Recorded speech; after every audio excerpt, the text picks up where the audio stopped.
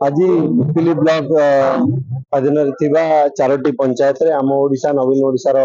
सचेतनता शिविर जारी रही। प्रथम 23पुर ग्राम पंचायत सरी बर्तमान अमसरा ग्राम पंचायत रे सरी। लक्ष्य से गोटे सरकार विभिन्न योजना केमती प्रकृत हिताधिकारी मान पाखे पहुंची पार सहित अंचल विकास धारा को केमती आगे नवा एवं जदि किए वंचित हो जाती को योजना पाइबापी केमती चिन्हट करके साहाय्य करवा एवं अंचल आउ जहाँ दाबी रही केमती आगामी दिन में पूरण करवा एवं सरकार पंचायत रे होइतिबा विभिन्न उन्नतिमूलक कार्यर तथ्य गोटे बही माध्यम जो उन्मोचन होती सब पंचायत निजस्व गोटे बही उन्मोचन होती पंचायत रे होइतिबा विभिन्न उन्नतिमूलक कार्यर तथ्य रही विभिन्न योजना केते जन उपकृत रही तार तथ्य रही एवं आउरी केमती जो मैंने वंचित अच्छा जो मैंने पाइबा योग्य अच्छा जदि वंचित अच्छा केमती चिन्हट करके से भत्ता हो कि बीएसके नवीन कार्ड हो